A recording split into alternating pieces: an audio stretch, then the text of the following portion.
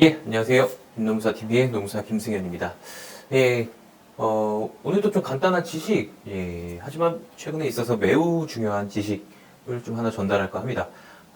양상이 이제 바뀌고, 뭐랄까요. 사용자의 전략도 좀 첨단화되고 있다 보니까, 이 문제는 굉장히 좀 중요한 이슈 같아요. 그런데도, 많이도 좀 모르시고 있는 것 같고, 특히, 좀 뭐랄까요. 좀 대규모, 그러니까 중견 회사 이상은 이 이슈가 좀 발견합니다. 예, 바로 여러분들한테 지급되어지는 PC, 업무상 사용되는 PC나 휴대폰, 이것을 사용자가 압수해서 내용을 다 들여다보고 검색을 해도 되느냐. 예, 이 문제는 주로 징계 혐의가 발견되어지거나, 차라리 이건 괜찮은데, 징계를 하고 싶어서 내보내고 싶거나, 그러니까 내보내고 싶어서 징계라는 수단을 찾을 때 참 많이 사용되는데요. 뭐, 솔직히 저는 전자에 대해서는 뭐, 비난하고 싶은 생각은 별로 크진 않아요. 징계 혐의가 구체적으로 발견이 되어져서, 그러니까 예컨대, 뭐, 잘못한 행위, 횡령, 누가 뭐 진술이 나와서, 뭐 조사하기 위해서 좀 이렇게, PC나, 노트북을 좀 보겠다. 이런 거는 뭐 어느 정도 용인이 좀 가지만 내보내기 위해서, 그러니까 뭘 잘못했는지 모르겠지만 일단 다 뒤져보면 뭔가 하나 나오지 않겠냐, 이런 입장에서 뒤지는 것은 좀 많이 비난을 하고 싶죠. 예. 그런 상황에서 우리가 그럼 어떻게 대처를 해야 되는가에 관한 문제예요. 생각보다 이 문제는 되게 여러분들이 큰 회사들은 많이 좀 발견한 것 같아요. 뭐 어떻게 일이 처리되냐면은 전격적으로 되게 기습적으로 처리됩니다. 갑자기 들어오더니 자, 지금부터 자리에 일어나서 회사의 PC에서 손을 떼세요. 그리고 바로 압류를 압수해가요. 뭐 휴대폰을 가지고 있으면 휴대폰도 압수해갑니다. 영업을 뭐 용도로 쓰든 뭘 하든. 그리고 나서 그 내용을 싸그리 뒤집니다. 예. 예. 그러고 나서 징계 혐의가 막 만들어져요. 처음 보는 것들도 막 만들어지고, 하다못해 뭐 자료를 누구한테 뭐 흘린 거, 뭐 개인적으로 쓴 이메일, 뭐 카카오톡, 뭐 PC 기록, 뭐 메신저 기록, 평소에 뭐 그 동료들하고 농담도 한번 해먹은 것들, 그런 것들이 싹 다 수집이 되어서 각종 여러분들 징계 혐의에 적용되죠. 뭐 상사에 대한 모욕부터 해가지고 뭐 동료의 괴롭힘, 직원 회사에 대한 뭐 많이 나가면 뭐 배임이나 횡령, 미수 막 이런 죄로도 막 엮기 시작해요. 예. 하여튼 뭐 나오는 거는 다 잡아내겠다는 생각으로. 사실 뭐 그런 말 뉴스에서 많이 보잖아요. 뭐 휴대폰 하나 뺏기면은, 난리 난다. 그래서 요즘에 뭐 압수수색 들어와도 뭐 휴대폰을 그냥 절대 뺏기지 말라, 뭐 이런 얘기도 많이 나올 정도로. 그런데 회사 폰도 마찬가지입니다. 이거 한번 넘어가기 시작하면은 굉장히 어려움을 겪어요. 왜 더 어렵냐면 여러분들이 방어권을 완전 상실해요, 사실은. 왜냐면 내가 뭘 잘못했고 잘했는지를 알지 못하는 상황인데 모든 자료는 다 회사가 갖고 있어요. 회사가 갖고 있는 상황에서 그런가 보다요. 말하면 이런 게 있어. 그럼 자료 내면 그런가 보다. 막 편집해서 자료 내고, 그 다음에 유리한 것도 안 줘요. 예. 뭐 이니까 정말 불리하고 뭐 최악의 상황이 발생을 하게 되죠. 이런 사건 굉장히 많이 봐서 제가 과거에도 좀 설명을 드렸었는데 조금 더 오늘 좀 깊게 좀 봐야 되겠다, 이런 생각에서 좀 설명을 드린 겁니다. 또 이와 같이 해서 또 부가적으로 좀 쟁점이 되는 것도 한꺼번에 좀 볼까는 해요. 차후적으로 자세히도 또 다루겠지만, 또 이러한 또 징계를 염려해서 또 사전적으로 대비하시는 그 노동자들도 있어요. 뭐 회사의 뭐 하드를 뭐 통째로 카피한다든지, 아니면은 뭐 염려해서 뭔가 분위기가 이상하다 싶어서 내가 사용하던 PC나 휴대폰을 뭐 통째로 포맷하고 삭제를 해버린다든지, 이런 행위를 하시는 노동자분들도 있는데, 오늘 이것도 좀 같이 살펴볼게요. 이게 적절한 것이냐. 우리가, 그러니까 최첨단 정보 장비를 이용해서 어쨌든 징계를 하기 위한 혐의를 찾아내는 요즘 이런 세태에 대해서 우리가 어떻게 대응을 해야 되는가에 대한 고민, 이 이슈에 대해서 좀 접근을 하는 겁니다. 일단은 사용자가 마음대로 뒤질 수 있느냐, 여기에 대해서 좀 결론을 좀 내놓고 들어갈게요. 솔직히 사용자가 마음대로 뒤지는 것이 되기도 하고 안 되기도 해요. 엄밀히 말하면. 그런데 제가 이거 하나 말씀드릴게요. 동의를 일단은 하질 않으면, 그러니까 그 PC나 휴대폰에 사용했던 사용자의 동의를 받지 않고서는 사용자가 이거를 뒤지는 데는 굉장히 좀 부담감이 있어요. 왜 부담감이 있냐? 기본적으로 사실 이게 이제 이 관계를 조금 설명드려야 될 것 같은데, 아주 넓게만 설명을 드릴게요.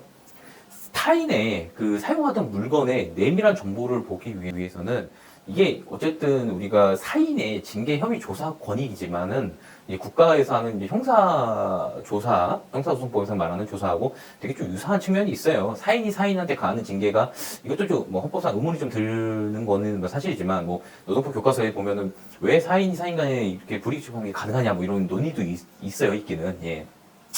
예. 그러나 어쨌든 헌법에서는 기본적으로 개인정보의 개인정보를 기본권으로 다루고 있고, 뭐 체포, 구속, 압수수색 같은 경우에는 아예 이제 뭐 12조, 헌법 12조에는 구체적으로 법률에 의하지 않고는 아예 할 수 없도록 구체적으로 명시화되어 있고, 따로 기타 법에서 뭐 형사소송법상에도 가장 최소한으로 혐의에 대해서만 그다음에 제한적 열람이나 압수수색이 가능하다. 뭐 이런 법률 조항이 들고 있어요. 근데 이 문제는 이게 그대로 노동에서도 그대로 적용이 되느냐? 솔직히 그건 아니에요. 대체적으로 불이익 취급의 과정이기 때문에 형사소송이나 헌법의 기본권을 침해하는 거는 대체적으로 노동법에도 그대로 적용돼서 징계에도 적용되는 양상을 보이지만, 이거는 좀 더 이렇게 보시면 돼요. 그만큼 엄격하지 않아요. 그러니까 국가에 의한 국가 권력은 워낙 세니까 상당히 법에 의한 통제, 이게 바로 이제 법치주의죠. 예. 법치주의가 이런 거예요. 사실 국민보호를 법 잘 지키라는 건 법치주의가 아니고, 국가가 이렇게 나라를 운영할 때 법 잘 지키라는 게 법치주의고, 그 법치주의의 시스템이 사인이 사인한테 하는 징계에는 다소 준해서 투영되긴 하지만 그대로 지켜주지는 않는다. 그러니까 더 느슨해요. 예. 그러니까 어때요? 사용자가 얼마든지 좀 마음대로 뒤지는 걸 어느 정도 용인은 해주고 있다 하지만 부담은 돼요. 왜냐? 이걸 잘못 건들게 되면은 형사처벌 문제가 따라오긴 합니다. 왜냐하면 여러분들이 생산한 자료가 기본적으로 개인정보보호법에서 보호하는 자료의 열람 문제에 걸릴 수도 있고요. 그 다음에 형법에서 말하는 형법 20조가 개인의, 말하는 그 디지털 증거의 수집 관한 규정, 뭐 이런 것도 있어요. 제가 자세하게 오늘 그거 하려고 한 건 아니기 때문이지만, 아무튼 그 형사 범죄와 로 나가는 그런 구성을 할 수 있기 때문에 사용자로서는 좀 조심할 수밖에 없어요. 그래서 무슨 작업을 많이 하냐? 주로 동의를 받아서 하고 싶어 해요. 이게 보통 큰 회사들은 이렇게 합니다.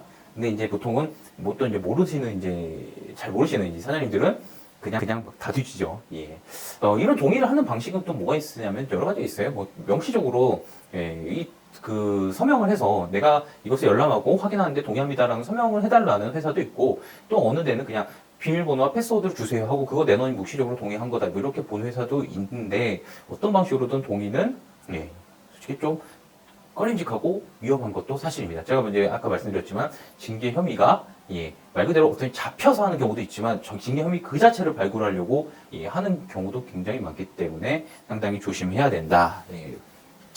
그렇다면 우리가 이제는 무엇을 좀 준비를 하고 무엇을 하지 말아야 되는지 이제 이 법리상에 좀 맞춰서 좀 확인을 해야 되겠죠. 제가 근데 이거 좀 팁으로 드리면요. 사실은 사용자가 여러분들 PC나 휴대폰에 암호를 몰라도 그 열어보는 거 어렵지 않아요, 사실은. 기술적으로. 저도 그렇게 PC를 잘 알지 못하지만, 그래도 상대적으로 제가 좀 아는 편이긴 합니다. 어느 정도 알냐면, 그거 비밀번호 패스워드 깰 필요도 없어요, 사실은. 다른 그냥 하드를 그냥 떼다가, 그냥 다른 PC에 연결해서 다른 운영체제로 그냥 열람하면 다 열람이 되거든요. 이 정도로 쉽습니다. 근데도 비밀번호 계속 물어보고 계속 열람 동의를 확인하는 거는 어쨌든 이런 리스크가 있기 때문에, 그러니까 사용자가 까딱하다 처벌받을 수도 있기 때문에 그런 위험. 법원의 입장은 여기 대해서는 좀 이렇게 얘기해요. 그러니까 수단의 방법, 목적의 정당성, 수단의 정당성, 절차의 정당성, 이런 걸 다 따져서 이게 좀 어렵게 위법성 조각이 되는지 여부를 살펴보겠다. 그러니까 동의 없이 여러분들이 사용하는 PC나 휴대폰에 일단 뚜껑을 열고 막 깨서 보는 거 있잖아요. 범죄를 구성한다라는 입장이에요, 기본적으로. 근데 범죄는 구성하지만 범죄를 저질렀던 그럴 만한 이유가 있는지, 그 위법성 조각 사유가 있는지를 보겠다. 이런 취지로 해서 무죄가 나오는 경우도 있습니다. 근데 이제 이걸 아셔야 돼요. 이제 이 경우에도